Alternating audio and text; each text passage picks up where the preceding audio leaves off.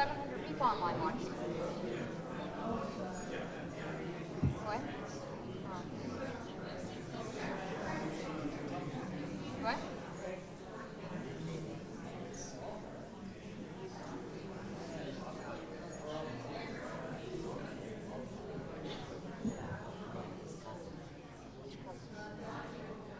I don't know what your text. Oh, AJ. Oh.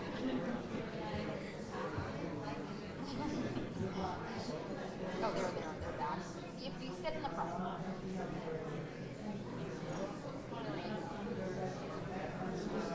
I think so.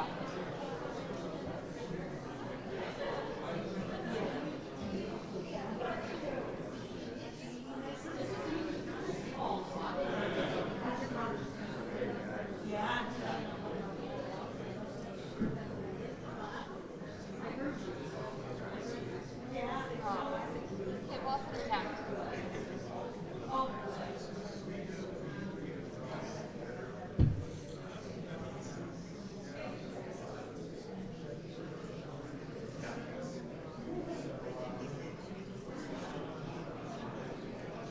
Hello.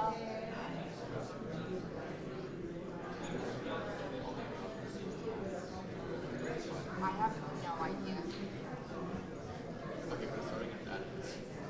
I think so.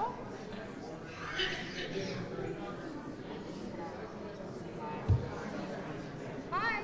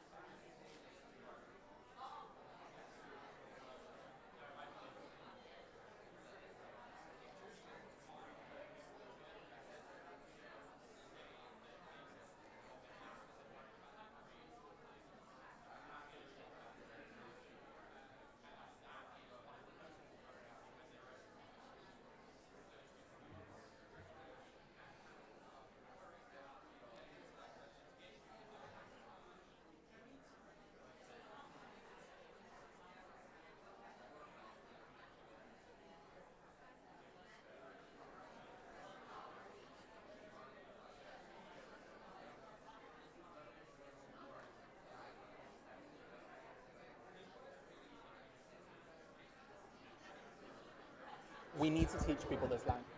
People need to also understand the difference between systemic and systematic.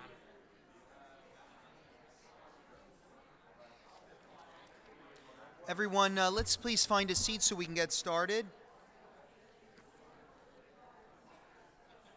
Rebecca, you're senior director. Stand with us, Canada. Got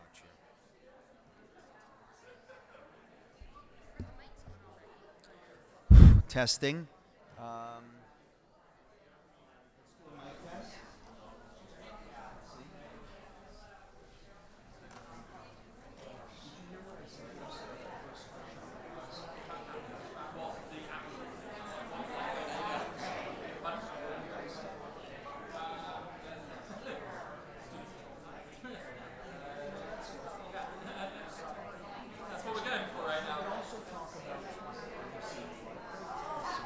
Intimidation, that sort of stuff. Don't be shy.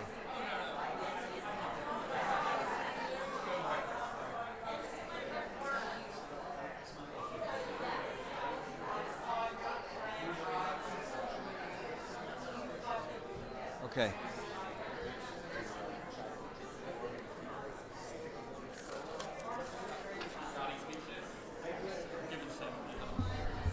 Please find a seat, everyone, so we can get started. Thank you.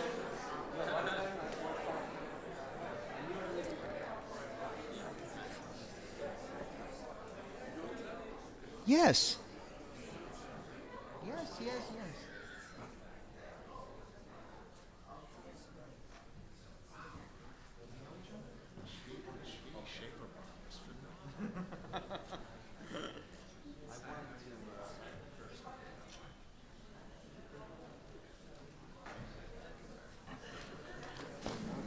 What a day. Marishma, you came all the way here from... Yeah, I know, I'm sneaking in next. it's just starting. Rob, how are we on the live stream? Are we up? Okay. Wow, how's everybody? So welcome to those who are joining us on the live stream tonight, but I think a special welcome to those who made it here through the freezing rain outside to be with us in person, to join us for this very important conversation. My name is Rabbi Jared Grover. I serve as Beth Tikvah's senior rabbi. I'm pleased to be moderating the panel this evening called Antisemitism on Campus, organized by the Israel Affairs Committee of our synagogue. Howard Price, Shirley Ann Haber, Merle Goldman, and Marcy and Arthur Zalev. Tonight's program is sponsored by the Jack and Toby Kolnick Holocaust Education Fund, an endowment whose purpose is to educate the community about the Holocaust, its lessons, and its message for contemporary Jews. I would be remiss if I did not also thank our co-sponsors, Allied Voices for Israel, Adath Israel Synagogue, Beth Radham, Beth Emeth, B'nai B'rith Canada, CAEF, the Canadian Anti-Semitism Education Foundation, Canadian Friends of Hebrew University of Jerusalem, Canadian Friends of Herzog Hospital, DARA, Doctors Against Racism and Anti-Semitism, Darchei Noam, Hillel, Ontario, JNF Canada, and Stand With Us Canada. It's really nice to have such a great group of sponsors, a tremendous unity in our community and concern over this issue. Thank you to those responsible for facilitating and organizing the logistics of the event: Gail Kurtzman, Daniel Nurgitz, Danny Tiano, Rob, who's doing the live streaming, and an extra special thank you to Beth Tikvah's Executive Director, Rivka Campbell, the captain of the ship. We put this together rather quickly. And this is a very important topic to us in the Jewish community. It goes without saying that Jews care about education. Learning is the foundation upon which Judaism and Jewish peoplehood rests. And we look to university education in this country as the gateway to opportunity, and believe that the university experience contributes to good citizenship, good communities, and global progress. But in the past few years, the problems in higher education have multiplied and worsened. The academic fads, exploding costs, tremendous numbers of foreign students on our campuses outnumbering domestic students, intolerance of free inquiry, hostility to religious tradition, and now, on stark display for the entire world, the tolerance and even celebration of ruthless anti-Semitism and anti-Zionism.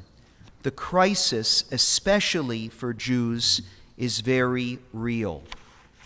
Hamas's October 7th attack on Israel makes tonight's conversation about Jews and the university more urgent than ever. We see anti-Jewish students signing pro-murder declarations and cheering for Hamas on the Quad. We see university leaders choosing silence or feckless statements over moral clarity. We see our college-aged sons and daughters forced off campus, locked in libraries, and subjected to indefensible double standards. We face many, many questions. How should Jewish parents think differently about college? Is it time to think differently about college?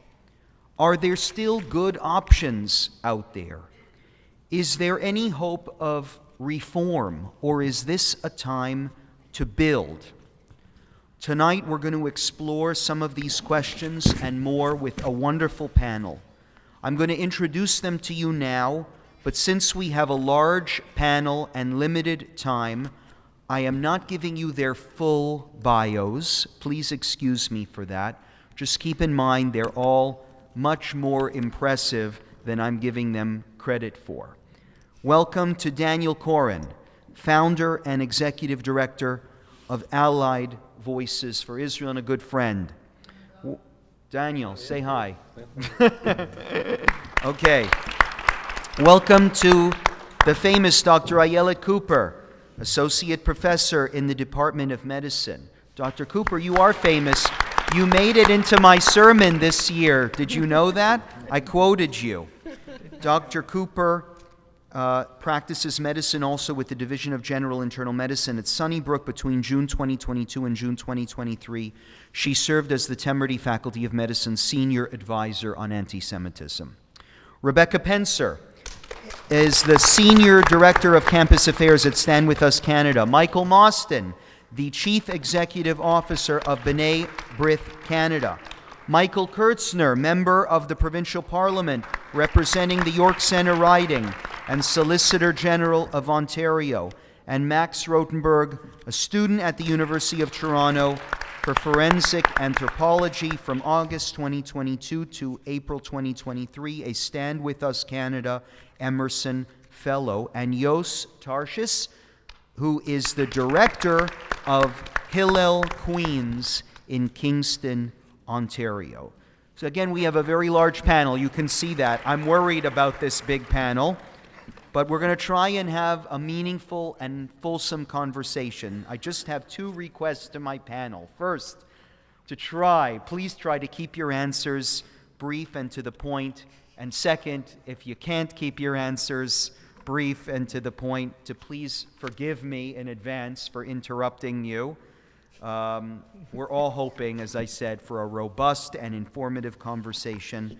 I'm going to ask a few questions, and we'll be able to take a few questions from the audience as well later in the evening. I think we'll go for about an hour and a half. How does that sound, Gail? An hour and a half? Okay. So let's begin with the basics. There are some in our community saying that things are not that bad. They question why we're having this event. We're making a mountain out of a molehill, blowing this out of proportion. So let me start with those closest to the campus experience, maybe with you, Max. What is the atmosphere like for Jews on campus today? What have you heard? What have you seen? Are we indeed overstating the problem, or perhaps is it even worse than we might think? Is this on? No, it's not on.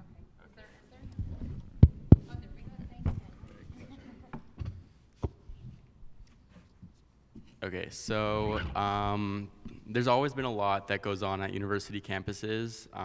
Many in particular, people think specifically of York, U of T, especially Mississauga and Scarborough campuses. So even before this war started a month ago, there's always just been this environment of toxicity for Jewish students, especially Israeli students. Last year, when I was the Emerson Fellow for Stand With Us Canada, there's always been this level of confrontation at all our tables, regardless of whether we mention Israel or not. It was because we were Jews representing a Jewish and Israeli organization.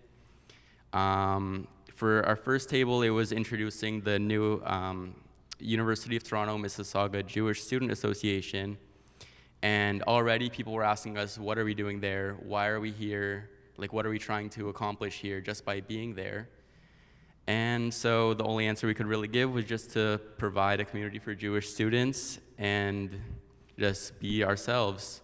However, it's gotten a lot worse. There have been calls for intifadas. One of the students at U of T, Mississauga, was arrested for posting violent threats against Jewish and Israeli students.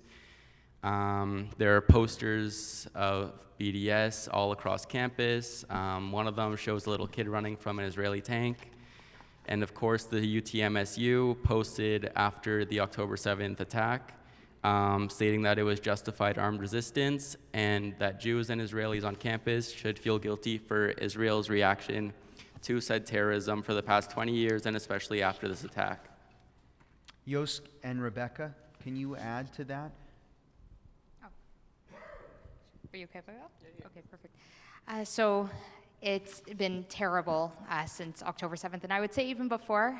In 2022, I would say BDS passed in Canada about 7 times across the country. So it was a little bit slower, but there's been tons of anti-Semitism since, like, kind of in between the October 7th and all that BDS passing. I work with students all across the country, like I said, so in all the provinces. And at the moment, they're all struggling. They're resilient, but they've been dealing with different issues, like being spat on. Someone just said to one of my students recently, Hitler was right. At TMU, my other student there was spat on as well. I had another student who had a Jewish professor bring in a Israeli director who spoke about the Nakba right around the October 7th events, which is incredibly inappropriate considering what all of our people have been through. And we're just seeing a lot of these different situations on campus where professors are abusing their podium, making Jewish students feel incredibly unsafe and unheard. And the Jewish students are in the stage where they want to do something, they want to help, but they're facing anti-Semitism from other students, from their professors. In the general campus climate, as Max was saying, incredibly, incredibly toxic. Hi, everyone. So I'm obviously based out in Kingston, which is a quiet little place, right? It's not the sort of place that you see a lot of anti-Semitism generally. I mean, I think we've been in the press quite a lot, in the Jewish press over the last few years, because there has been an uptick. But generally, Queen's is not the sort of campus that has lots of protests and rallies. It's quite apathetic politically. The last time they took a really serious political statement was during apartheid. Was the last time that Queen's, the students actually said anything meaningfully political. That being said, like many students, our students were on reading week when October 7th happened, and they were away. And when they came back the following Monday, you could already tell how traumatized so many of them are. at Queen's in Kingston, the Hillel works a little bit differently than other places because there are only 2 staff members, and the 2 staff members at Queen's are actually myself and my wife. My wife, Leora, and I live in the Hillel house, so the Hillel house is our home. And all I can say is that I've lost count of the number of students that have sat and cried on my couch in the last 3 weeks. And Jos, is that more because of what they've seen on television, on social media, or is it what they're experiencing on campus? Everyone's different. I mean, Queen's is certainly not the same as the Toronto campus is. You know, I've tabled on campus with an Israeli flag loads of times, and I've never had anybody come and have a conversation with me or try and start anything, right? Nobody would do that at Queen's. It's just not the culture on campus to do that. But what we are seeing is other sorts of anti-Semitism, lots online, lots of things on social media. There's a lot of misinformation, right? I've probably been sent 300 screenshots by students for things that they've seen on their friends' social media. And if like 10 of them were bad enough for us to present them to the university principal and say, these are a problem, there is a lot that students are not. It's so hard for even Jewish students to tell what's anti-Semitic or not sometimes. And that not knowing is very scary for people. We've had physical things, you know, like a mezuzah was taken off a door in residence at Queen's 2 Saturday nights ago. There was an incident where some boys showed up at a Halloween party last week dressed in sort of all black camo fatigue. And I know there was a lot of things circulating online that these people had knives or specifically were affiliated to Hamas. That has not been found to be factually accurate. But that being said, students felt it was funny or acceptable to show up to a party dressed as quote unquote terrorists, and it's more like the distastefulness, the kind of lack of thought that young people just don't think before they do things. Yeah, but students remember also many students, like, they have family in Israel. Like, they're worried about their families, they're worried about their cousins, they're worried about their siblings. Right. You know. Many of them have lost people. We had a student whose family were founding members of Kibbutz Nir Oz, where a quarter of people were killed. And he spoke at our vigil last week, 3 weeks ago about it. We have probably 100 students at Queen's from Vancouver. More students came from King David in Vancouver to Queen's this year than stayed in BC to study. And some people might know that Ben Mizrahi, who was a boy who graduated from King David in Vancouver, was amongst the dead at the music festival. Mm-hmm. And a lot of my students knew him. I have 20 kids in first year from King David High School. 20, okay? They went to school with him. They knew him. And for those first 3 days after October 7th, my social media feed was full of my students sharing his picture over and over again and saying, please, can someone help find our friend? And 3 days in, that changed to, our friend has just been killed. Wow. And these are students on my campus. Dr. Cooper, you were concerned about anti-Semitism at the Faculty of Medicine way before October 7th. What has changed? What has not changed since then? Is it worse? Is it better? What are you seeing on the ground? I would say that the learners, the learners change every year. So every year we've got a new crop.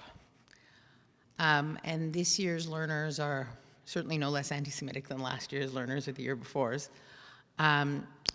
What has not changed is that, and of course I spend more time with my faculty colleagues than although I spend plenty of time with the learners, but what has not changed is that our anti-Semitic faculty members are still there, still encouraging the anti-Semitic learners, still mentoring them, still showing them the way. Fewer of them seem to be in leadership positions anymore, but they seem to still all be around and all very loud and proud on social media. So what hasn't changed is that nothing seems to be being done about any of that. I know that complaints are put in. I know that as you talk about, someone was talking about all the screenshots. Boy, do I get sent a lot of screenshots. Screenshots and Twitter links, and I'm not on Instagram, so people send me, they download videos and they say, anyway.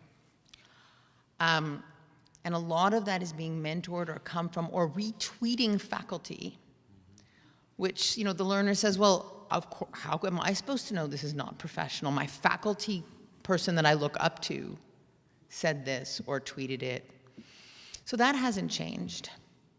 I will say one thing that seems to have It changed. hasn't changed, but are you seeing since October the 7th now an upsurge? Oh, for sure.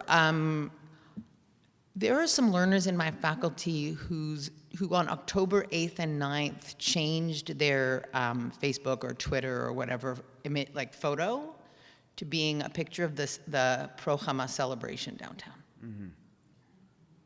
The one that was like the day after, I believe down in Nathan Phillips Square. Right.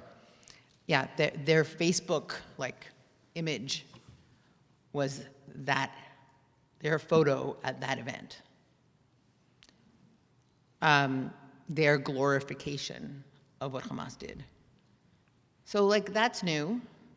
I'm also seeing some new things. I'm seeing people actually saying anti-Semitic things out loud in our teaching hospitals, patients as well as colleagues and as well as learners.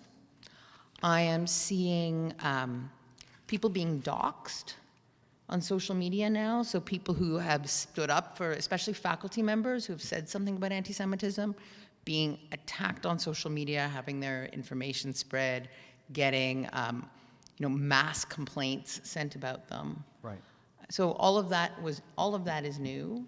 But if I may, there's one other thing I'm seeing brand new in the last few weeks that I actually think would also be helpful to know, which is for the first time ever, I'm also getting emails and texts and calls and WhatsApp messages from non-Jews saying, wow, I had no idea. Right. Here Let me know. Here you were talking about this a year ago, and maybe some people didn't believe you. They read it, they saw Right. it, they heard me. I was still talking about people saying mean things at meetings. Right. But now they're seeing things in the news about Molotov cocktails Right. in Montreal, and my faculty colleagues are reaching out, and that's new. Great.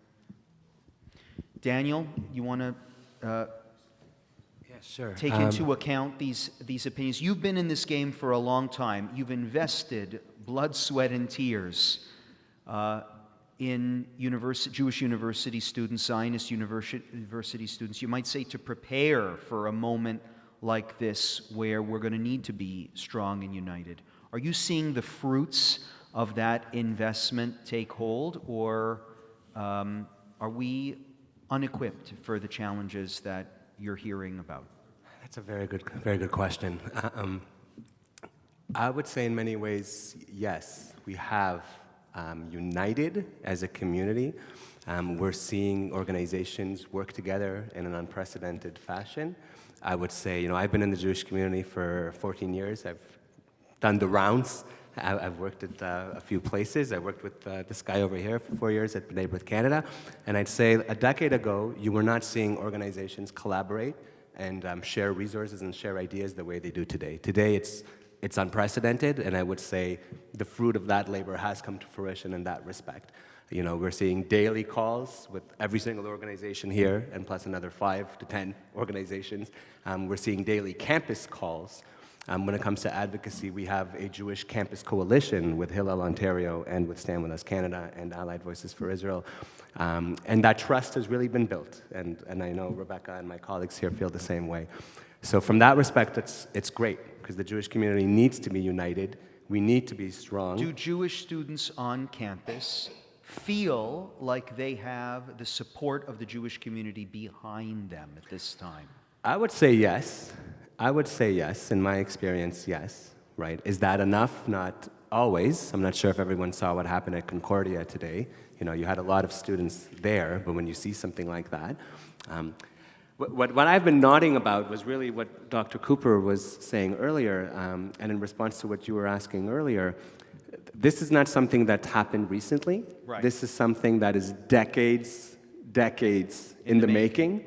And when you have radical left-wing professors serving as the gatekeepers to academia, only bringing in fellow radical left-wing professors, this is what happens. When you embolden students... I'm sorry?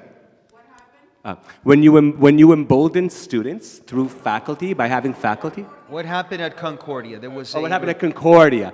What happened at Concordia was there were students who were tabling to free the hostages, and they were essentially attacked by anti-Israel students. There was a rally. There was yeah, please. Attacked is a strong word. Do absolutely. Just a little bit of context. My understanding is like students showed up to table today for the hostages, and they found out that the Palestinian group on campus had also booked a table right next to them to table for selling kafirs. You can imagine that when two groups like that get placed right next to each other, there's a lot of potential for things to kick off, and things did kick off. And I am sure the videos you will see circulating. There was security. People were physically. There were physical attacks and. Racial slurs yelled at Jews. It's quite horrifying, the footage, and I have no doubt that the student who did that will be expelled. Yeah, you know what? I wish I shared your confidence, to be honest with you, that I had no doubt that student would be expelled. The student should be expelled. The student who embraced her afterwards with the kiss should also be expelled. Both of those students should be expelled. I hope so. Yes, Bezrat Hashem, I hope so. I don't think you can get away with calling a Jewish student the K slur. Would we think we'd get away with the glorification of terrorism? There are professors right now who are celebrating these attacks. There was a professor in Vancouver who called them beautiful at a rally where hundreds of people were there. Where is the reprimand for these professors? Of course, I agree. I agree with you 100%. I think but that's where it starts. There's a difference between what we saw today at Concordia is naked anti-Semitism. A Jewish student was called an effing kike, okay? A kike. A Jewish student today at Concordia in 2023, okay? That is a different type of anti-Semitism than the kind of, weasel words that a lot of these faculty are using to sort of defend terrorism. That's a different type of thing, and I think that universities, in my experience, take that very seriously. And this is a moment of truth, isn't it? For really, we're all watching. The video's interesting, but this is what's really going to be interesting is what is the reaction of the decision of the university going to be? We have this on video. There's no doubt about what happened. The use of a racial slur towards a Jewish student. Is the student going to be expelled or not? I think it's going to be very telling, the decision that the university makes. I want to bring in the Michaels now. You've been listening attentively. I actually want to ask you if you could comment, both of you, on a point that I think Yos brought up earlier, where he asked, or he mentioned that Jewish students don't know exactly where the line is between unacceptable speech, hatred, overt intimidation that they should not tolerate, and the free expression of their political views, which a university should support. So how do we define that line? How do we understand line? Are universities doing a good job at communicating where that line is and then being tough on those that cross it? Whoever wants to go first. Okay. Hello? I got the cue. Okay, I'll start. It's a great point, and I think it's an impossible question that you're posing to me, which is great, because the students can't understand.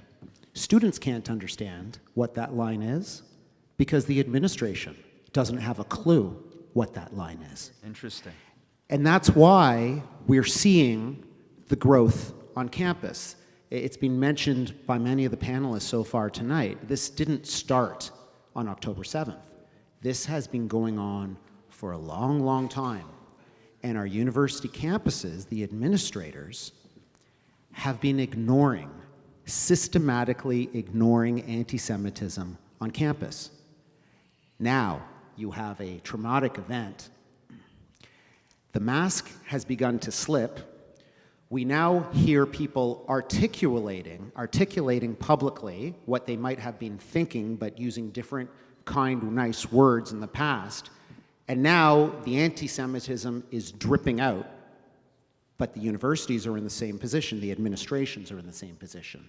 Focused for too long on what is their job, fundraising, and having a good reputation for their institution.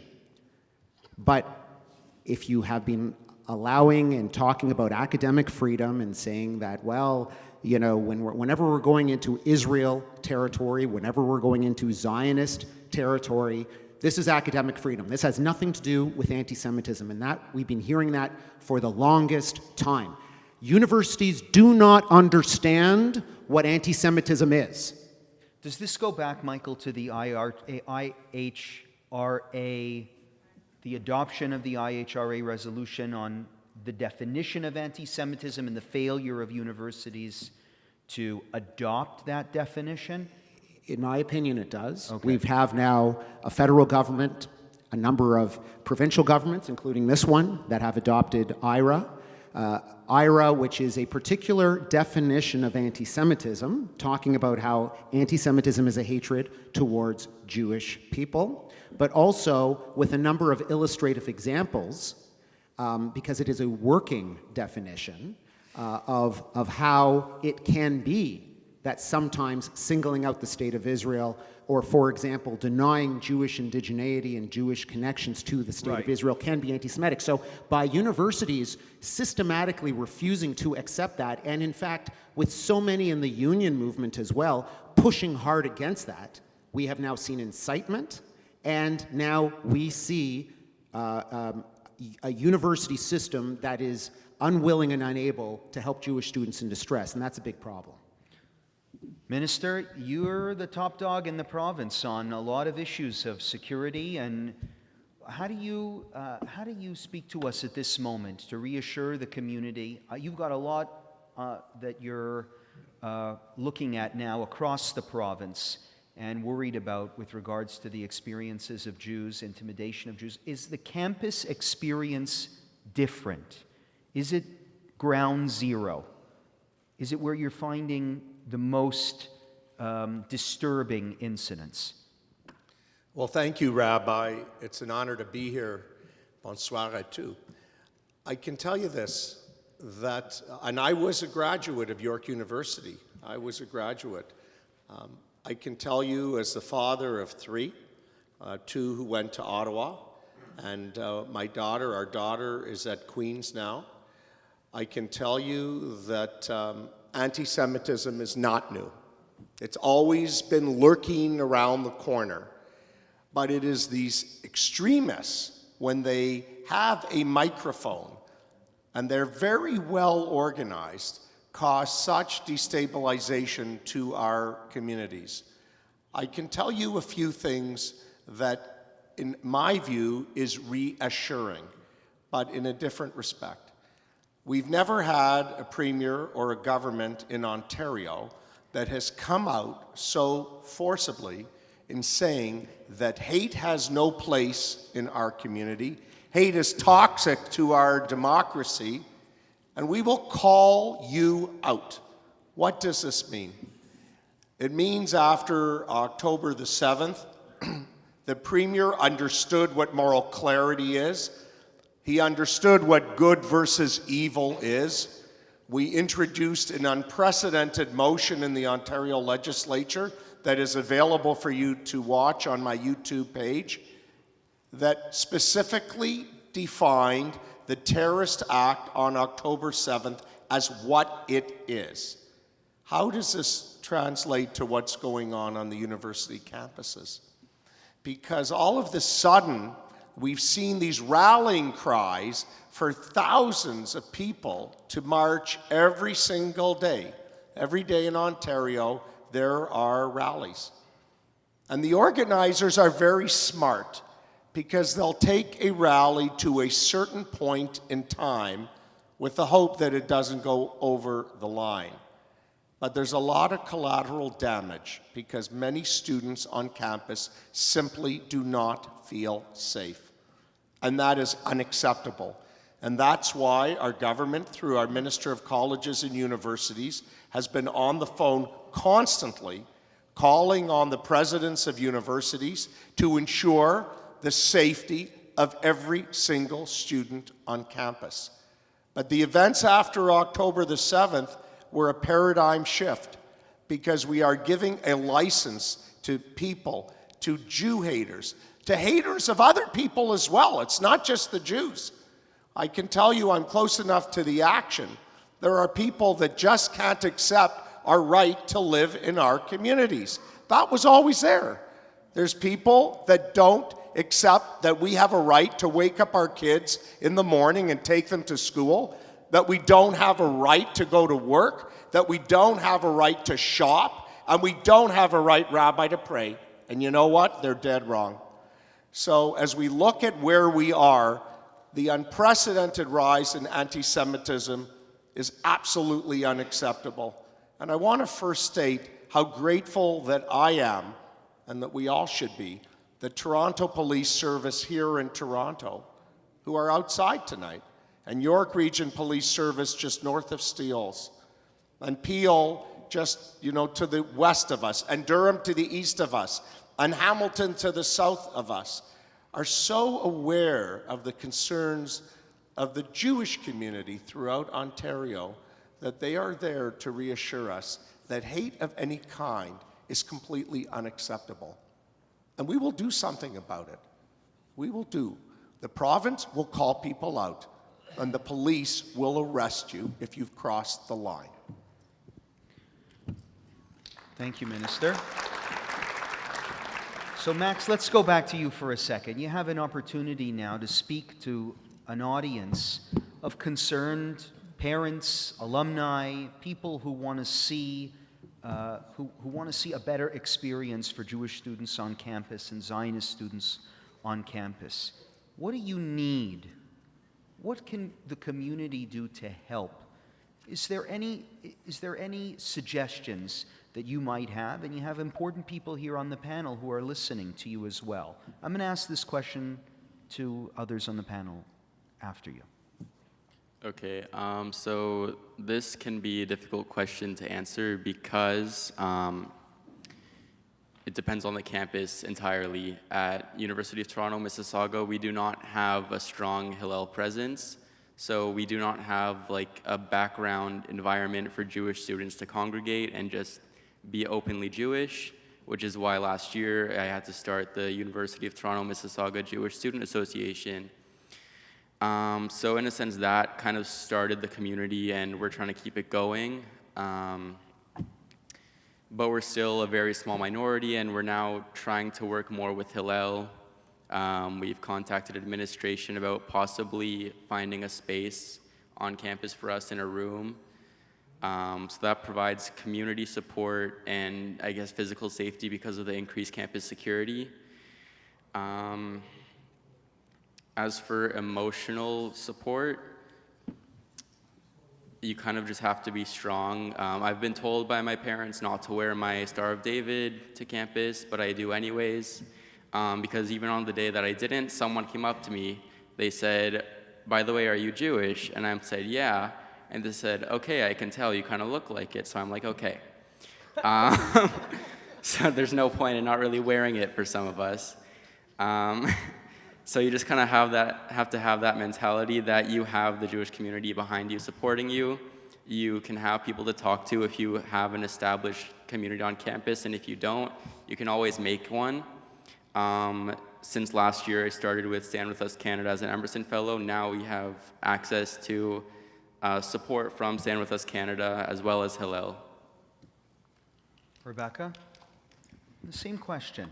So just how the Do you community... feel the students have the support that they need, or do you have suggestions for us on Yes. how, and it's not just students, faculty, the people you talk to on campus? I would say the biggest thing is to listen to students. I think a lot of the time we want to help, and I think that's amazing, but the students know best. They're on the ground. Students will come to us with issues, come to our coalition, as we were saying, but we really want to hear from the students on the ground, hear what they have to say. We want to help them and do what's best for them, so that's a big thing.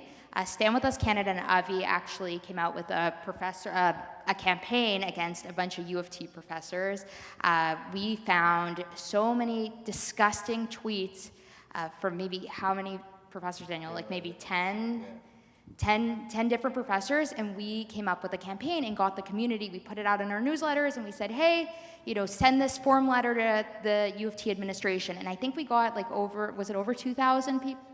There were a lot. Mike. There were about 2,000, or maybe a There were a little lot of emails, but the problem, and this is something I think everyone here can agree, is that University of Toronto hasn't ever been responsive, to any campaign, whether it's Hillel, this is, B'nai B'rith, right. I want to Avi. get to that issue about the university administrations and what the right tactic is, and how do we evaluate how university administrations have been reacting or not reacting. Yeah, but I guess just so we'll get to that. Yeah. But Stand With Us Canada also has a lot of different resources. The community we have a lot of booklets online where you can educate yourself, so you're able to help students if students do approach you as well. We maybe have 50 booklets online just about any topic having to do with Israel. We also have a situation room, so if anyone here wants to know about the current events and just be informed so they can help, feel free to go to standwithus.com/situation room. And we have like a lot of different departments, like our legal department. So if you know a student that does need legal help, we have pro bono lawyers that are happy to help with any situation.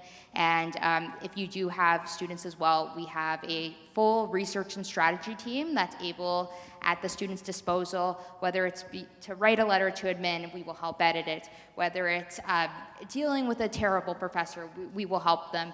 And we give all of these strategies that benefit the student. Sometimes the student comes in with an idea, and we will say, hey, that's really great, but what do you think about this? So we're consulting with the student and helping. So we really take direction from the student. We work bottom up. And we're just there for them. So we have those different departments. We have a Center for Combating Anti-Semitism. So if you know any university students, grandchildren, children, we're happy to help, and we're there to listen. Yost, Daniel said the emails don't get answered. Michael said the universities don't even have the tools to be able to fight this battle. And Dr. Cooper said it's the same as it always was. There have been no changes. Is that your experience as well, Yost? So I imagine as the head of Hillel, you do have interactions with senior members of the administration. Yeah. Are they listening? Are they following through? Well, I mean, I'll sort of answer that question by answering your previous question, which is what makes a difference, really? Yeah. What makes a difference? I mean, personally, I'll just say, boots on the ground makes a huge difference. I met with... What does that mean, boots on the ground? Okay, right now, I'm in Kingston. It's 3 hours away from here. I drove in today. I'm driving right back afterwards. I doubled up and did some shopping for Shabbat this week while I was here. No frills on Wilson, just it beats Metro in Kingston hands down for kosher meats. When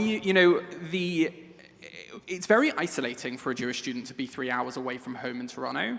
And now you've got to imagine that, at our top estimates, we have somewhere around 1,800 Jewish students at Queen's right now.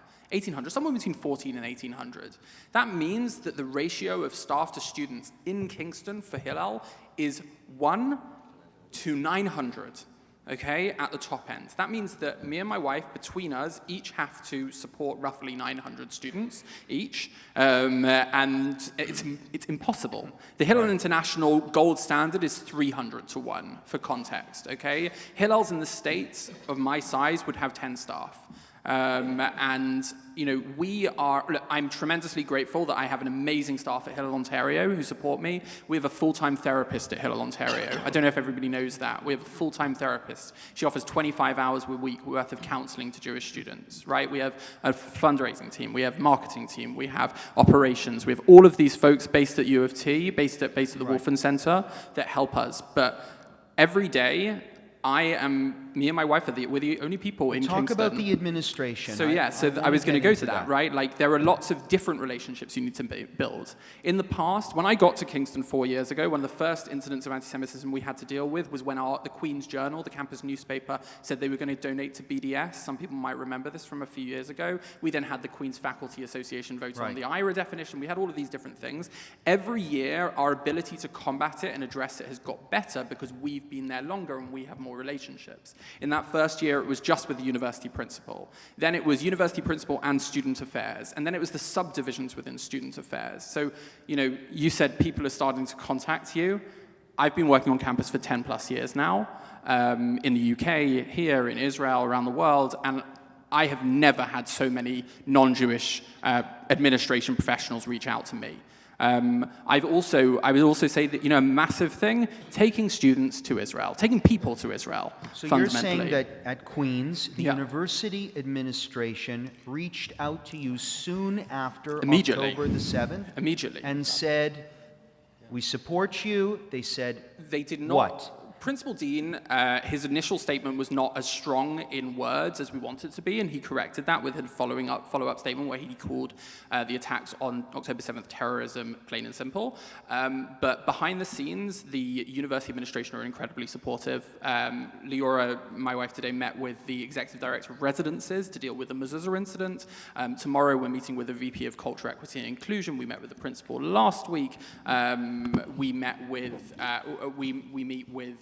meeting with the student government president next week. I mean, you're talking about institutions with 30,000 students at Queen's, 10,000 faculty and 1,200 faculty members, numerous administration staff. We're talking about an institution with hundreds of thousands of stakeholders. These institutions don't move quickly, and it's many, many, many, many, many different people have to be influenced in order to create systemic change. You can't make systemic change in an institution with tens of thousands of people by just screaming at the principal. So, Michael, it sounds to me, listening to Jos, that the system isn't broken, that there are some examples out there of universities that are doing a lot more for Jewish students on campus than others. Is that your experience as well? Do you see some lights in the darkness?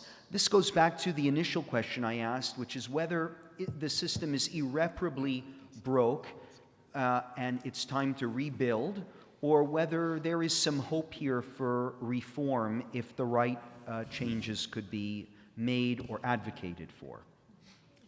I'm assuming you mean me, Michael. Yes, yeah. Great. I'm going to ask, but I'm going to ask so both we're of sitting you. right Yes. beside each other. So, thank you for that. No, absolutely. Listen, we are a hopeful people.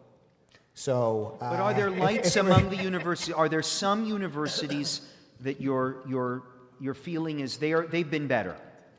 Yeah, some are better, some are worse. Yes. Absolutely. And by the way, I mean, I don't know if we're just talking Ontario specific or all the way across the country. There are different experiences. Every school has been dealing with things in different ways. Name names for me. I mean, a lot of us are wondering, where should we tell our kids to apply to school? Unless you're not comfortable. Daniel, you can mention names too after. We can all name names if you want. I mean, Who's for good example, and who's York bad? University, right, had some awful statements coming out from their unions, and yet they're doing the right thing though in addressing that. And we need to be judged in that regard as well. We know that many unions, and it's not just on campus; it's also off campus. Absolutely out of control, saying, the worst possible, giving the worst possible messages, even to the members that they represent that happen to be Jewish, that don't feel they should be part of that union. And in fact, there was legislation that was brought forward by the Ford government in the past to try and deal with that, allowing students to opt out. B'nai B'rith actually intervened in that case in support of the government plan. And unfortunately, the courts found that was not true, found that it wasn't, it didn't meet the various standards. But when B'nai B'rith was trying to get intervener status on that particular case, we said, we are speaking on behalf of Jewish students that don't feel that they're represented by you, and that drove the union movement nutso. Right. Because how dare you say something like that? But we know that that is the case. So different universities have different experiences, okay? Not every university campus is the same. And some have, problematic members of faculty and aren't addressing those issues. Some are dealing with it better than others. Some are talking about things behind closed doors, and others more so in the open. I'll give you an example. TMU, we have now 2 universities of Toronto, but one's University of Toronto and the other one's Toronto University, so it gets a little confusing. But at the law school, the Lincoln Alexander School of Law, there was, just as an example of an incident, you have 74 students, many of whom were anonymous, signing a letter that endorses terrorism in a law school, right? We are supposed to be teaching in our law schools upholding the rule of law, not breeding criminals. And that's how I would define it if you're endorsing terror. How can you be a Jewish student in that class, knowing and unknowing that there are students, when they sign something like that, what does that mean to them? That they want my family dead. Dead. Right. And what is the immediate reaction of the school? Silence. Now they just appointed a justice of Nova Scotia bench to come in and give advice to the school and direction, and that's all good and fine. But why can't the university have its own policies and make up its own mind? Really, you have to bring in a judge to have an inquiry, to talk about it? Is it not clear and simple? It is. It is. And there are many lawyers, and because it's gone beyond the law school, there are lawyers who have now signed a letter, Daniel and I were just talking about this, who are so offended because they're so used, and they even use the words academic freedom, outside of the university context. Law firms should have the right to judge individuals, as any corporation should have, in terms of the character of their employees, and does this represent the brand that I wish to push to society? And they're anonymous. How can any law firm in the country know that students that are being graduated by TMU have or have not signed, because they signed anonymously? Is that going to be part of the terms of reference of the judge? Don't know. We'll discover it. But is that just passing the buck? Can the university really not come out and say, we have standards, we have rules and procedures, when it comes to discrimination, well, is it or is it not? And if the university can't make its own determination, this goes back to my earlier point. Right. They've lost the message, they've lost control, and they shouldn't be waiting for emergency situations like this when people are being riled up against each other. It's a loss of civility. It's a loss of respect. They should be saying, you can have whatever opinion you want on geopolitical events anywhere that takes place in the world, but it crosses the line when you are blaming individual students, administrators, staff on a campus and doxing them or holding them out for disrepute as an individual. That's an easy line to have. So why don't they have it? Dr. Cooper, I want you to respond to that with Daniel as well. You've been involved, both of you, in similar kinds of confrontations. Respond a little bit to what Michael is saying. Sure. I mean, I think it's very clear that sorry, this is working, right? Yeah. Okay, I think it's very clear that our university leadership does not understand, You're speaking about specifically the University of Toronto? I know the University of Toronto best. Okay. I have to say that in my encounters with other universities, I have not encountered the most eloquent understanding of issues related to Jews either, but I know the University of Toronto best. And someone earlier, as I was walking in, was telling me a story. We were talking about, the 4 children. And we were talking about the children at the Passover Seder. Mm-hmm. You know, there are a few people in our leadership that are the wicked child, the Rosha, right? There's a few. But I think most of the people in our leadership are either not wanting to know, they don't know what to ask, they don't know what to do, they're super trying to escape from the question. Overwhelmed by the issue. Or they just are Simple. calm. Right. They just don't get it. They just, and sometimes they are, sometimes it's because they've been fed a lot of nonsense about Jews. Sometimes it's because they have, they just don't know anything about Jews. But usually if they don't know anything, my sense is that they don't want to know. Because goodness knows we've tried to educate them. Goodness knows we've tried to explain. So, you know, when I was saying that lots of people have reached out, I'm glad to hear, Yost, that lots of leaders have reached out to you. But honestly, I am not hearing from the top. What I'm hearing from is from my fellow colleagues. I'm hearing from people who are not invested in representing the university, not invested in defending the university from goodness knows the Jews might be causing trouble. What I'm hearing is from people who are on the ground faculty who are saying, how come our university isn't doing anything? How come our institutions aren't doing anything? I don't see that our leadership understands. Well, I don't agree with that. I think there's a few things at play. I think there is a heightened sense of fear that's justified, and that's okay. But we don't run scared. And this is what bothers me, whether it's the Jewish community or other communities around Ontario. We don't run scared when extremism will take over our lives. I will not let myself be terrorized by deniers. And this is what's happening. I wear my kippah every day, as I've done for a number of years in the legislature. I'm the first Jew to wear a kippah in the legislature the way I have all the time. I'm the first Jew that is Shomer Shabbat, that is respected by my peers by observing my faith. And I'm the first Jew in over 20 years to be the Minister of Public Safety in Ontario, called the Solicitor General. And I am not scared. And I can tell you this, we have a government that is concerned on all levels for the welfare of the security of everybody in Ontario. And I'm not going to throw other communities under the bus, because they are not the extremists. The extremists are what's causing the destabilization and the rise of anti-Semitism and Islamophobia and race-based hate, and making our kids feel uncomfortable on campus. And our government is doing something about it, because we're talking about it, because we're calling the university presidents and we're telling them this will not fly. We're calling out blatant anti-Semitic union leaders in the legislature of Ontario and said your behavior will not be tolerated. So for the first time, I can get up in the morning and go to work and know that I'm part of a government that cares deeply about our public safety.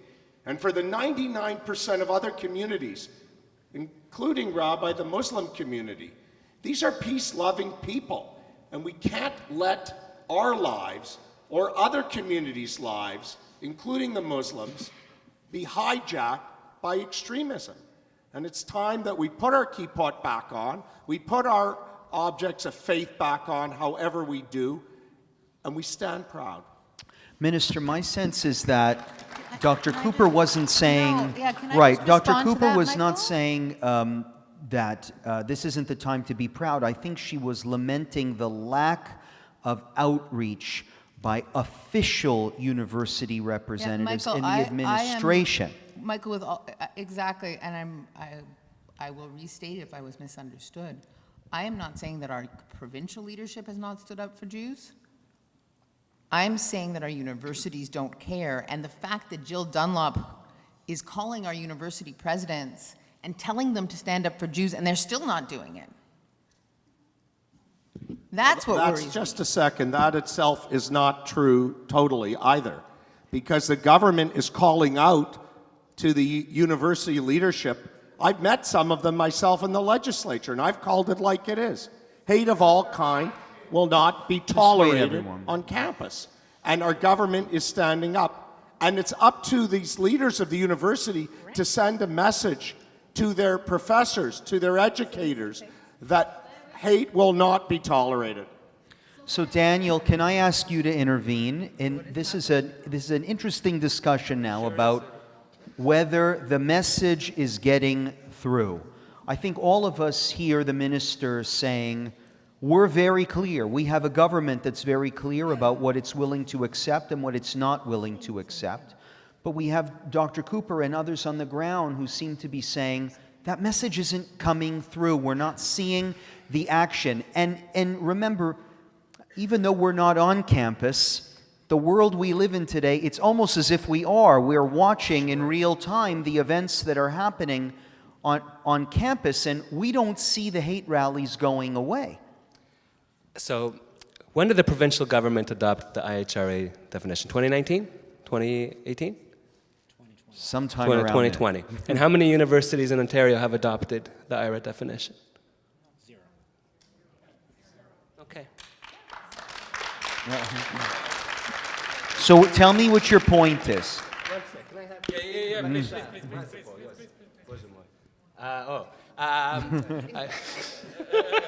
I would say this. Each university has a clear guideline. They have clear guidelines on what is hatred, what is discrimination. You don't need special rapporteurs. You don't need to bring in anybody from anywhere. You have clear guidelines on what is hatred. And when you have these student union statements and these statements that are celebrating violence and murder of innocent civilians, it is very clear that is discrimination. That is hatred, and there must be zero tolerance policy for such hatred on campus. It's very simple. It's very simple. You don't need anything else but that. And when you have this happening, as Michael said, this hasn't occurred in a vacuum. This has been happening for decades. We have seen literal PFLP terrorists invited to the University of Toronto. We have seen literal anti-Israel activists who are notorious for being anti-Semitic, who are notorious for being hateful, who are notorious for pushing and shoving Holocaust survivors, being invited to campus, right? This is not about academic freedom. You are inviting people whose stated goal is to proliferate hatred against the Jews. It's as simple as that. We support freedom of speech. I can't tell you another community that supports freedom of speech as much as the Jewish people do. That's where, when we speak with the Jewish Camp Coalition, we're like, well, this guy's really hateful, but do we want to deny his freedom of speech? Unfortunately, yes. Yes, we do not, unfortunately. We do want to deny because it's not a matter of freedom of speech. It's a matter of hate speech. And in Canada, there is the difference. And on the universities, right, the universities, if they're not allowing hatred, they claim to not allow hatred. So how are they allowing this, right? And when we were speaking earlier, thank you very much. Is that Rebecca? Rebecca's family here. She has fans in the front row. I think what we've seen as a challenge is that each university obviously has its own way of dealing with things. And some universities obviously do things much better than others, right? University of Toronto, I think we can all agree, has been a university that has not responded whatsoever to the cries of the Jewish community, right? When you have York University setting a precedent, when they've never done anything before, responding to these 3 student unions, that is an important precedent. And when the Lincoln Alexander School of Law does not follow that precedent, when the University of Toronto has U of T Mississauga and U of T Scarborough issuing very similar statements and do not follow that precedent, then what else do you need for us to say? You have York doing this. York has never done something like this in the past. Right. There's clearly a response that needs to be had here. Those TMU students, that is disgusting, the things that they said, and they celebrated violence and murder. How can any university be okay with that? Show me one Jewish student that will celebrate violence and murder. We mourn the death of every single person, every civilian, every Israeli and Palestinian, and all the blood spilt is on Hamas, by the way. So what I'd like to do now is ask the audience if they have any questions. Rivka Campbell is going to be our Oprah, and she's going to go around and make sure, just before we give the microphone to people, what we're looking for are short, succinct questions, and if you, not statements, and if you could please, before or after you ask the question, tell us which panelist the question is directed to. Hello. Thank you so much. My question is about students and diversity of Jewish students in campus. I want to know what you guys are doing to mitigate the differences between possible, different Jewish people, Jewish students in campus. Or, if, I hear so much about the Jewish for Palestine, how they act, So can I or ask, they who is the question for? I don't know your names, guys. Does but anyone feel the comfortable younger asking ones, this? I want to Actually, see the Yos, it younger might be ones. interesting for you, for Hillel. Rebecca. So it seems to me the question is, are you seeing unity or Max division and, among Jewish students on campus? Is the Jewish voice for Palestine, are they, do you hear them Can I chirping in the interject? background? Rabbi Grover, she'd also like the Max to answer and Rebecca, because No problem. So what I'm seeing on my campus is there is a lot of unity between Jewish students. As for the Jewish voice for Palestine, I haven't seen any on my campus. I think all the Jewish students are in the same boat. And some of us come from different Jewish backgrounds. Some of us are more religious or not religious at all, but we're all still Jewish. And there's just always that sense of unity between us because we know we're a small minority on campus. If I could just talk to that from the faculty side? Yep. 'Cause I hear a lot about this. Oh, they created something, the Jewish Faculty Network, something which is, they call themselves the Jewish Faculty Network. I think there's a couple of hundred Jewish faculty across Canada, who are in the public anti-Zionist camp. Of those people, I think about 20 of them are in my faculty. And I think there are probably 1,000 Jewish faculty members in my faculty. And it's the same people over and over and over again. And many of them claim to be speaking for Jewish faculty members. Many of them claim to be the mainstream Jewish voice. Mm-hmm. I hear it over and over again. And they're pretty savvy at hijacking the narrative, but I don't think people should actually be taken in that this is actually very common. It's not common, and we know that many of these organizations, like IJV, like others, have been, what's the word, astroturfed? Yeah. Like when, mostly non-Jews, and then a few Jews to make them look Jewish. So many of these organizations, right? So someone's explaining to Daniel what astroturf is. Sorry. But this idea that I think there's incredible unity. There are a few exceptions here and there, but I think there's really unbelievable unity. The unity I have seen, Faculty of Medicine is the biggest faculty by far in the University of Toronto. I think including adjuncts, we have 20,000 faculty members. Take that, Queens. Just our faculty. And the unity of the Jews of that faculty is outstanding. There are many things we don't agree on in the world, but in this... Yeah, I just say the only vocal anti-Israel Jews, anti-Zionist Jews on my campus are faculty members. I know the 3 or 4 students who won't touch me with a 10-foot pole because they think that I'm Israeli and they associate me with Hillel and therefore Hillel is Israel and everything they don't like. And I know those 3 students, but they're not organizing. They're not even really using their social media profiles to say bad things about Israel at Queen's. They're just, I know that they feel uncomfortable. I would say that we create a space where any student can come and talk to us about Israel, right? We're my wife and I, we're like any other Jewish family. My wife has an uncle who supports BDS. It's a complicated conversation to have, right? Every Jewish family has that one person who's the crazy uncle at the dinner table who you don't really want to have a conversation with, right? Maybe your families don't. I married into this family, but I can tell you that, my dad has a cousin who's like that. You sometimes have to live with people and it's complicated, right? I think we try and create a space where you can come and have a conversation with us. Every Jewish student knows when they walk into my house that I'm Israeli, that my wife is Israeli, that we have an Israeli flag on the wall, that we have Israeli books on the bookshelf. But they also know that they can come and have a complicated conversation about Israel with us because they know that we're real human people. Right. Just to say, I don't have anyone in my family on either side of my family like that. And it actually, but to Tayalet's point, it is a very, very, very small, and there are some people that have those members in the family, but I actually think that's the exception to the rule, because the vast majority of our community, I think we all know, are Zionist. We love Israel, and BDS is anti-Semitic. I think vast majority of people understand that. Yeah, and I'll just add one thing quickly. So I've been saying, I've been working with students all across the country, and I've noticed, I think because every Jewish person feels attacked in some way, I'm finding that even Jews that are more progressive are still coming to us and saying, we're experiencing anti-Semitism. What can you do to help? Coming to our coalition.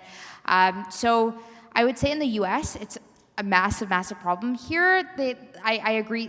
Someone said that they're not organized. I think it was Yost.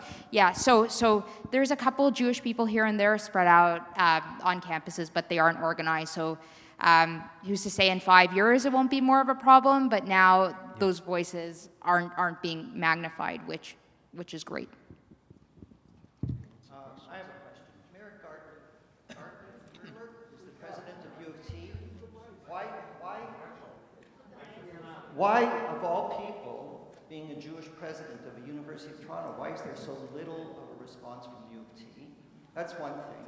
Another comment I'm just making, I know in the States where there's private universities, a lot of money is drying up by the Jewish contributors. I hope it's drying up in Canada as well. So is that a question directed for a particular panelist or whoever wants to be brave enough to take the question? So I think there were two parts to that question, if I'm not mistaken. The first is there something about the Jewishness of the current president of the University of Toronto that's contributing to this problem? And the second, which is a part of your question, which is rather interesting, is about donors and donations. I'm sure you get this question a lot, because we have seen in the United States some major foundations pull their funding for universities. Is that a model that we should be following here to express displeasure? Are we there yet, or is actually the opposite tactic better? Maybe to remain involved and supportive so that we can perhaps influence change? I personally have been telling my donors not to support U of T for as long as I've been doing this work. For other institutions, if it's bad academic institutions that are allowing anti-Zionism to prosper the way that it has, then absolutely donors shouldn't be supporting them. Why should you be supporting such an institution if they're allowing anti-Semitism to run rampant? I think it's an easy one, personally. I know Michael wanted to add. Yeah, thank you. So, and very quickly, look, we do see this movement happening in the United States, and I think it's great. How do you vote? You vote with your pocketbook, right? That's you go anywhere. It's because you're voting with your pocketbook. The donors know who they are. The donors know which institutions they're supporting. In terms of a community movement, it's not a community movement. There are major donors, and those major donors, if they choose to, should stop or put preconditions on their funds to make sure that universities are not acting in an anti-Semitic manner and aren't allowing discrimination on campus. But that's for the donors. In terms of Merrick Gertler, because that was asked very specifically, I had one meeting with Merrick Gertler personally from B'nai B'rith. I met with many faculty members a number of years ago before COVID. We presented 2 reports. At the end of the day, the U of T, the problem, twofold. Number one, they have rules and regulations. They are not followed when it comes to Jews. And that's been the accusation from B'nai B'rith and many other organizations as well, never been addressed even though we've asked them to. So systematically, they have been allowing this to continue on campus. The second point is they're fighting like hell to say, IRA, no way. We're not putting in IRA. It's all about IRA, okay? What is anti-Semitism today? And after October 7th, we see it. Those who hate the state of Israel and want to see it destroyed genocidally are fine with the murder of Jews. They're fine with the anti-Semitism, okay? It is connected together. And so if they're not going to do it themselves, they need to be forced and made to adopt IRA, because until IRA is adopted at universities like the U of T, the discrimination against Jews are going to continue. Wait. We're going to have an organized discussion. Yes. A lot of hands. Know that I am not going to get to all of you. I am actually not Oprah. If we don't get to your question, don't despair. Perhaps we can gather the questions together through the office, and maybe some of our panelists would be kind enough to address them offline, so to speak. Minister, just on the last question, Minister, could you imagine yourself ever using the power of the purse to deny funding to universities that you felt were not abiding by the standards that your government was setting in terms of the rights that students have to learn safely? Well, I think the actions of the government recently have stood on their own merit. Look what we've done in the Ontario legislature. First, on passing, just Folks, a second, let's let the minister speak. on passing an unprecedented motion that has never happened in any Westminster Parliament anywhere in the world, condemning the terrorist acts. I want to tell you something. Last week, when Adit Shamir, our Consul General for Israel to Toronto, was at the legislature with a delegation of the families who have lost loved ones by the terrorist attacks, this is what I did. I stood up to introduce them, and I have something that's on the record forever. And it said, we are welcoming to our parliament a Canadian delegation of families who have lost loved ones because they were abducted, held hostage, or brutally murdered. And that's on the record. So our government has a zero policy, zero tolerance when it comes to race-based hate. And that's why we've moved forward with grants for synagogues like Beth Tikvah, if they've applied, and like other houses of worship. But the systemic problems of extremism is what's causing the problem. And that's why our police services are acting. Just a second. They're acting decisively to record, to watch, to investigate, and you will see arrests being made real soon. Okay. Rivka. So let's connect a few dots, okay? A question, Hirsch. It is a question. Okay. I'm going to connect the dots first, Rabbi. Okay, so we talked about university presidents caring about two things, one of which was the reputation, but one of the key ones was funding, okay? We have we've talked about major funders here just recently, right? Yeah. And we have a major funder of all universities in Ontario sitting at the table, the Minister Kersner, and you've talked about all the things your government has done. My question is what is your government going to do to affect some of the things you've heard here tonight through the power of your purse, okay, as a major donor? Well, I've been very clear. Minister Dunlop has called on the universities to make sure that all campuses are safe for everyone. And you can shrug, but let me just tell you something. There's been no other precedent since the Holocaust where we've seen such an unprecedented rise in anti-Semitism at any one time. The reason my voice is hoarse is because I've been speaking out every night, every day, and on Shabbat in defense of standing up for our Jewish community. And I can tell you something. The government is not standing by. Go and ask other levels of government one thing that they have done to call it out. Our government calls it out every day. Yost, can you respond to the question, please? Yeah. Sorry,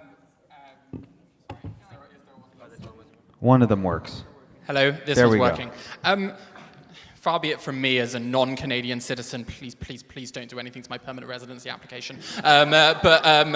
But I can say that, like, you know, coming from the UK, where 90+% of universities have officially recognized the IRA definition of anti-Semitism, why did that happen? Because the British Conservative government sat on them and said, you are going to do this, because if you don't, Jewish students won't be protected.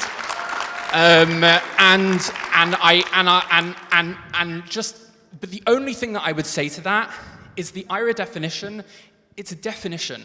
It's not a cure-all. It's not a panacea. It is not going to destroy anti-Semitism from campus. I guarantee in British universities, where 98% of universities have adopted IRA, there is still anti-Semitism. And it's worse than what we're dealing with, I can tell you that. Just go and take a gander through the British Jewish news and have a look at what's been going on over the last few weeks.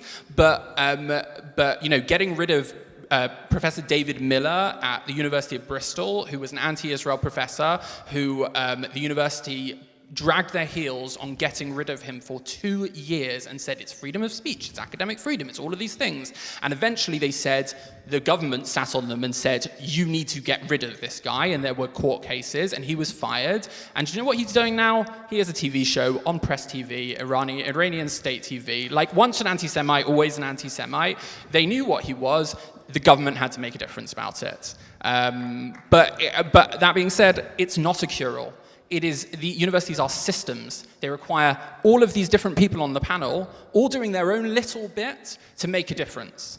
All of us. Like, we all doing our own thing. Me in Kingston, Rebecca working with her Emerson Fellows, Daniel running his Israel trips, B'nai B'rith with their legal work, the government, Ayelet doing her reporting. Like, all of this comes together to make a difference. And that's the way these things change. Rivka? All right, thank you. So I work at a high school as well, at elementary and high schools. Tremendous anti-Semitism as well, with the managers and many others.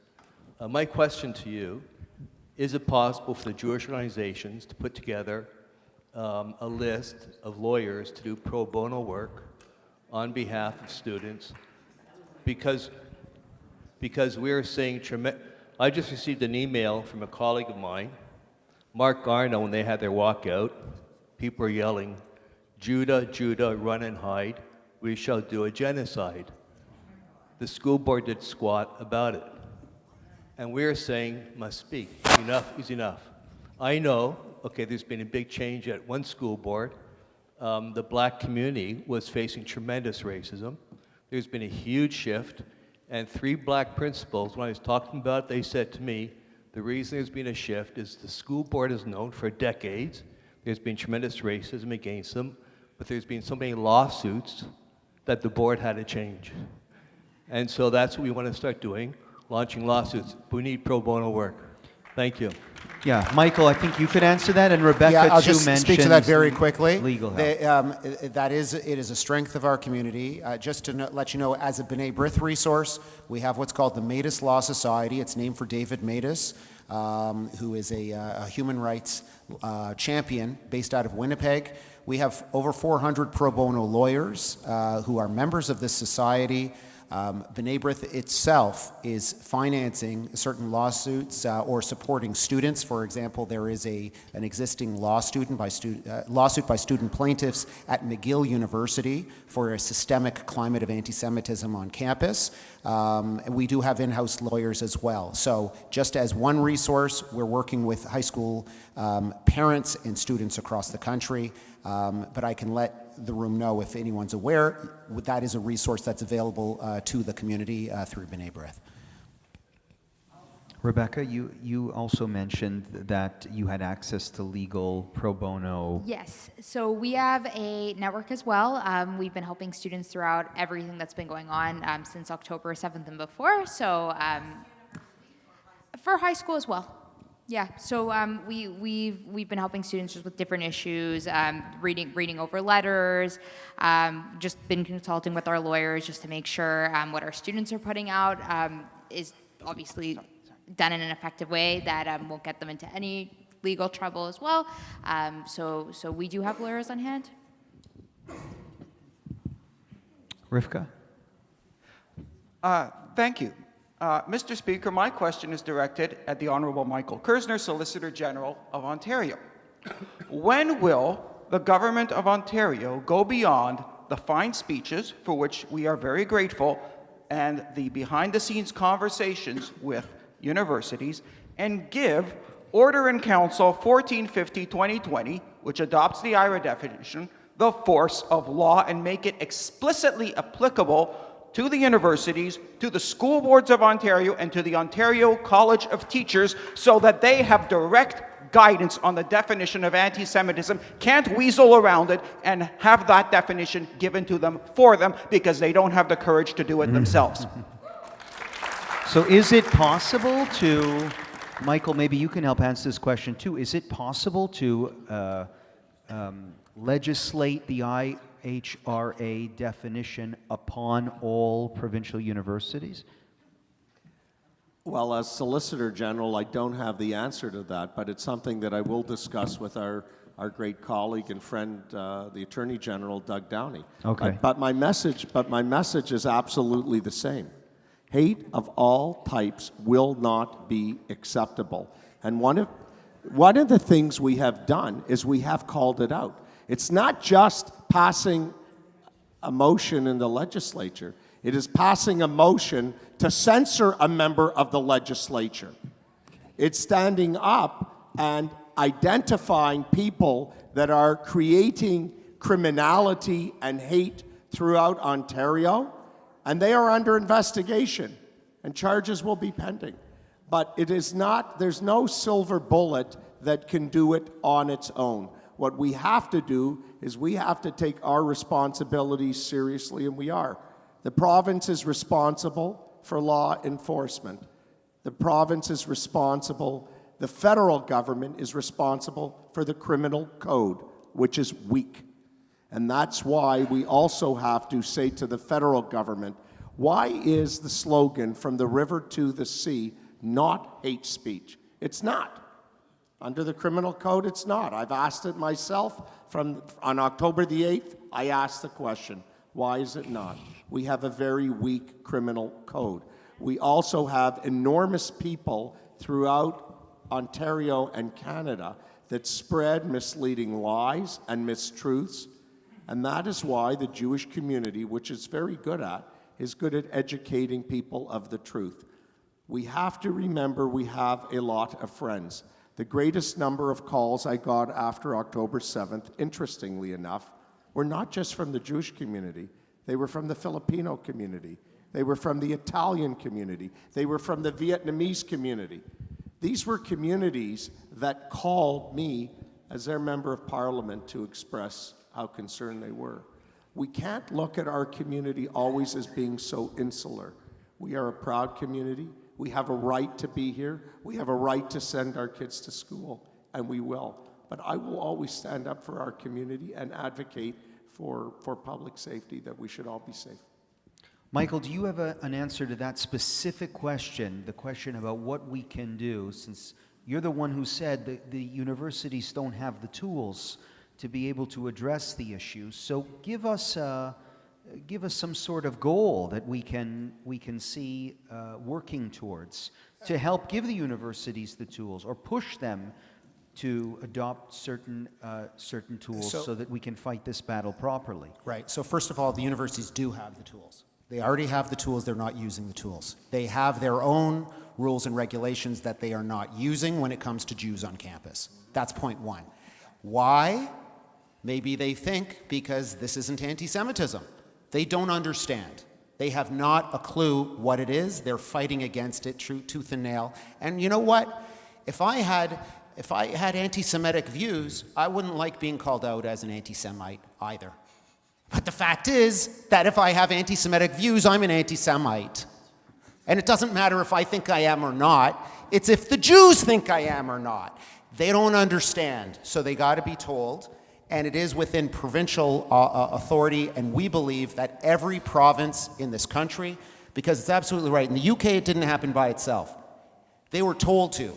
They were told to by those who carried the purse strings, so we can do that, and it needs to be done because we are in a very difficult situation that cannot be allowed to continue any further.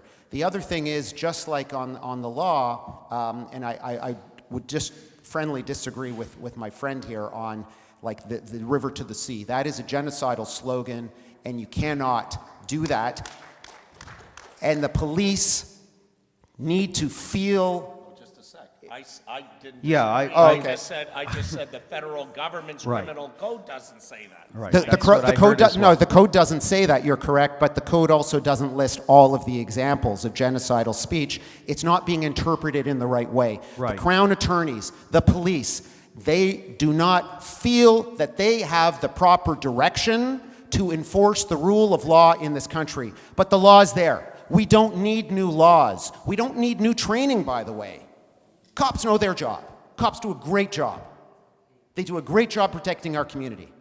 But they also need to know that our political leaders at every level have their back. And by the way, that even includes municipal leaders, because we see, and U of T and some others, they own municipal properties. There are rules that should be followed, but the direction needs to be given by every level of government in this country, backwards and forwards, up and down, to give that direction, enforce the rule of law, stop the incitement. It can be done. Last question, Rivka. Yeah. There's a young man, because we also need to hear from our younger Yes. younger than me voices, and so I'd like to get somebody. Okay, so last two questions. Where's the young man? I know where he is. Does the young man have a mic? Well, let's take this one. Let's take this first. Oh, okay. Hi. Thank you for this public forum. I appreciate it. But I want to know, where do we go from here? What are next steps? How can we ensure the safety of our children? Rebecca is very familiar with my daughter's case. My daughter has told me she's spoken to Daniel. She attends OCAD University. She has had she did have lawyers involved from B'nai B'rith a couple of years ago. My daughter was personally threatened that she should be afraid to come to school. My daughter had to have a bodyguard to attend the last few days of university a couple of years ago. I fear for her safety every single day. We are tracking her phone all the time to know where she is. My daughter's an activist. She's like a lone soldier in her university. She puts up posters, she's vocal, she gets unanswered emails from the president and vice president asking, please, what can you do for my safety? I fear being in the school. Palestinian flags, 6-foot Palestinian flags hanging from the ceiling in her university. And this is allowed to go on. How do I protect my child and every other university student? I just know about my daughter, and nothing has been done. Nothing. We've had lawyers, zero response from the university. They do not answer her. They don't answer me. So one of the things we wanted out of this evening was to get to practical steps that any of you on the panel might suggest. So it's an excellent question with which to almost wrap up the program. Practical steps that you have for people who care about this issue. Everybody on the live stream and in attendance tonight made the effort to give you their attention because this worries them. This is the future of our province here. And we want to make sure that we can send our children to universities and all of them will be safe. So do any of you have practical suggestions to offer to us, steps that we could take to make sure that we're building better campuses, safer campuses for our students? Vote Conservative, right, Minister? What it is That's true. I'll just say right? it again. There is the vigilance. There is that we don't run and hide, that we report the incidents, because that's very important. I can tell you when my wife and I spoke to our sons when they were at university in Ottawa, we found out that a lot of people don't report it. So we have to tell them, step up and report it. We have to continue to ensure that our government leaders of all levels have a zero tolerance policy against hate and discrimination. And I can tell you, this is something that I do, that Premier Ford does, that our government does every single day. And you can see me speaking out on it. It's the vigilance, it is the awareness, and the last one is the engagement. The minute that we're engaged and we do all of that, and we know we have a right to be safe on our campuses, that's the step one. Any other practical suggestions? Yeah, so I would say there's a few people here in the audience who are incredible activists.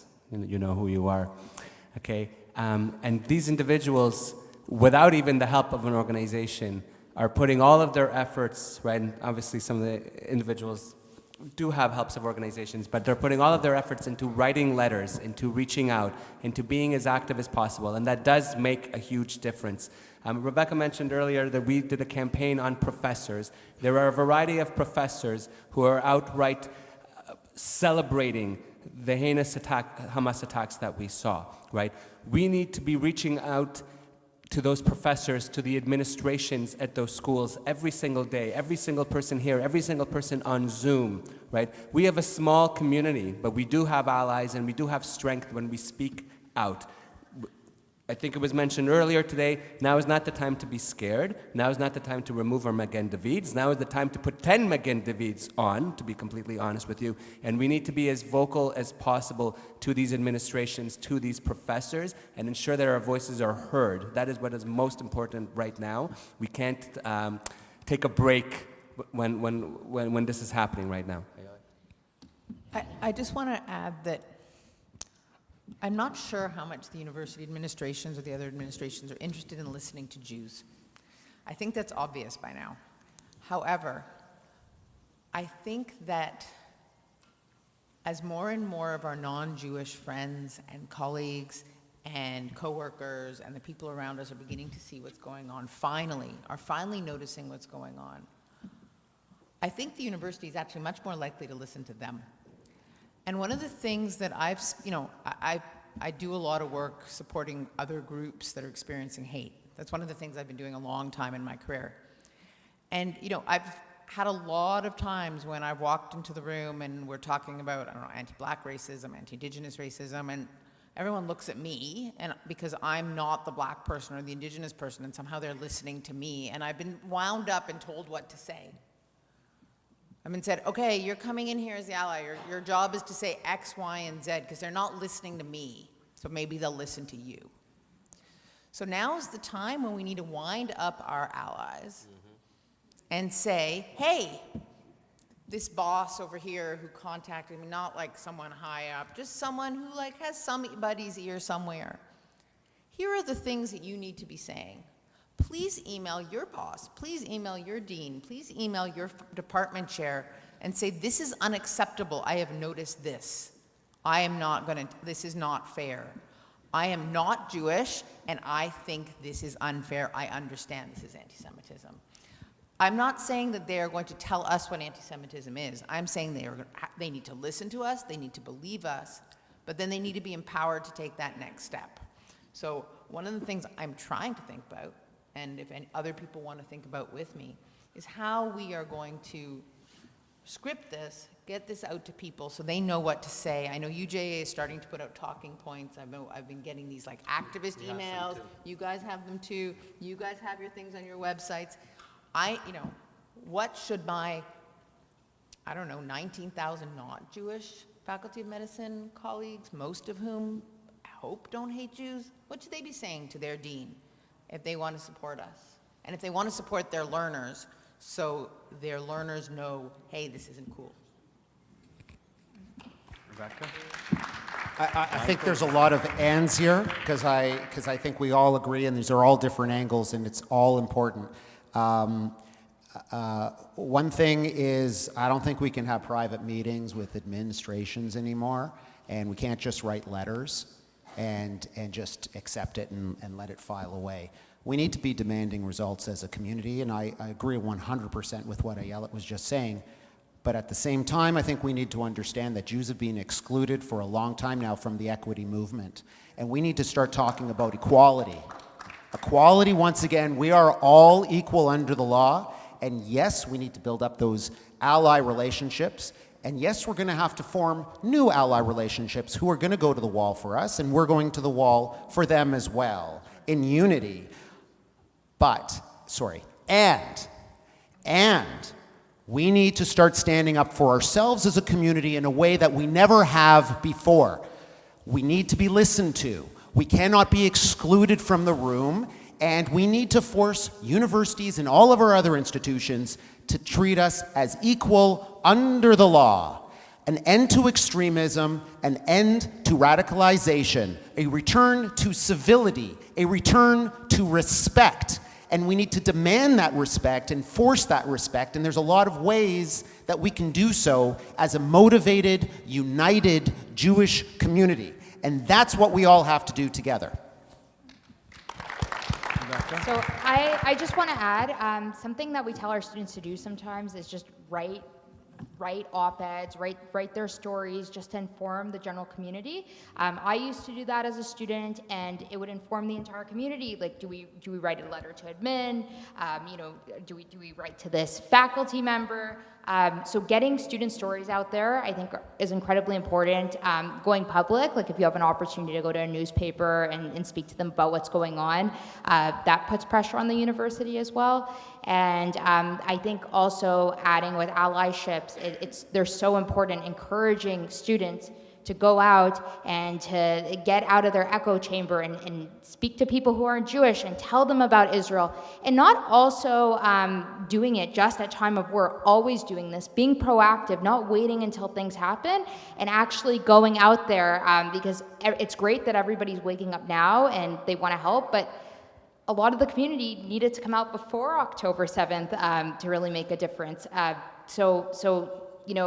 Eventually, as time goes on, we hope for the best with what's going on in Israel, but we hope that all of these voices that are coming out now continue to speak out against all of this anti-Semitism going on.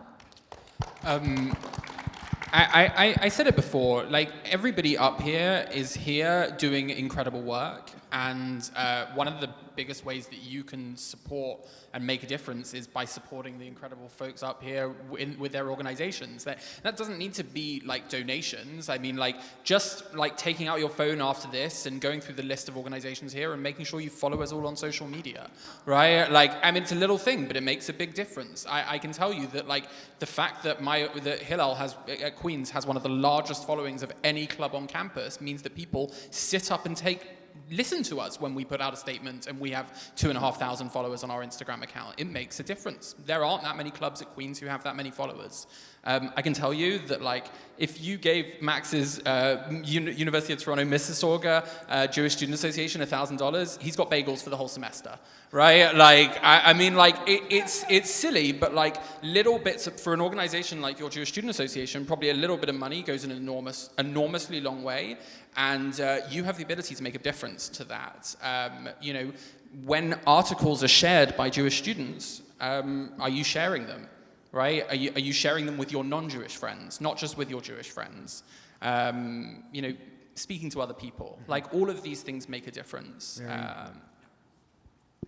If I can just add quickly, this is really our goal at Allied Voices for Israel, to be able to really unite students of all backgrounds and engage our allies. So I just really appreciate hearing all this incredible talk. I think the community is really understanding. We can't be in our echo chamber. We can't be speaking to the converted. And there are allies out there who exist. I'm sure for any of you who have been at the rallies recently, we've seen phenomenal allies from the Hindu community, from the Iranian community, from the Kurdish community, right?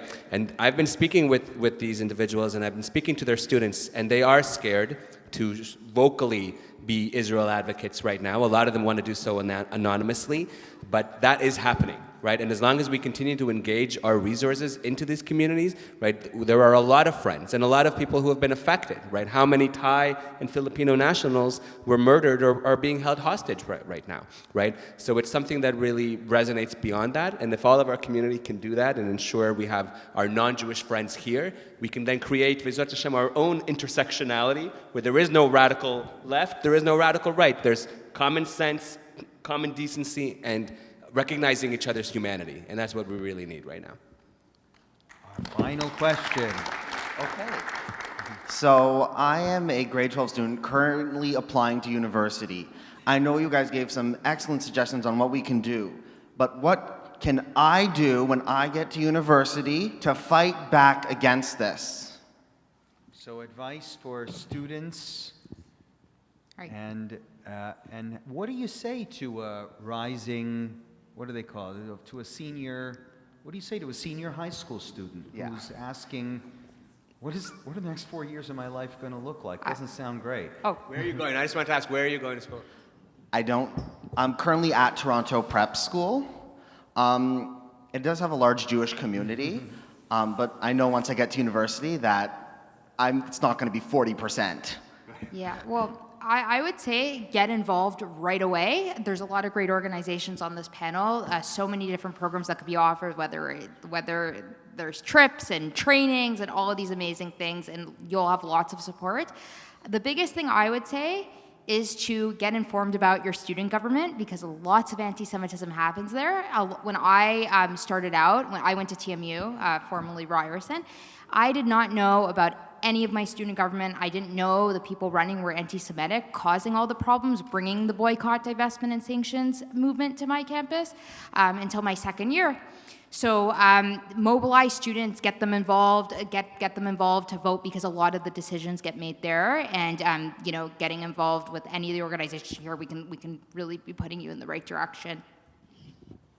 And just to add to that, prepare yourself and equip yourself with the facts, right? Fortunately, there's organizations that offer phenomenal educational workshops. That's something that we do a lot. And I know many of the organizations here do the same. So to be as well-read and as confident, that, in my experience, makes a world of difference. Students who are confident are those students who are very happy to stand up and speak out. It isn't always easy to do it. In my opinion, every single Jewish person right now especially has the unique responsibility of standing up and making sure their voices are heard, especially on campus, and that's something that we need more than ever.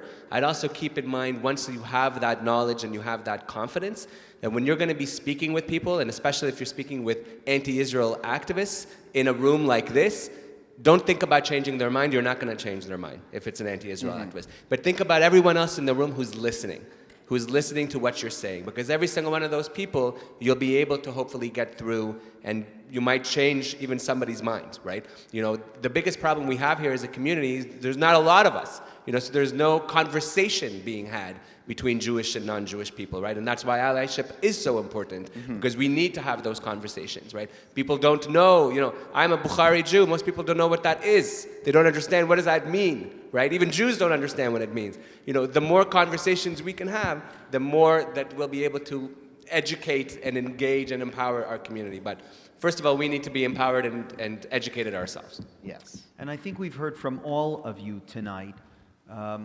This is not a time to abandon the university experience. No, And not yet. when you're on campus, you walk with pride. You wear your kippah, if you wear a kippah.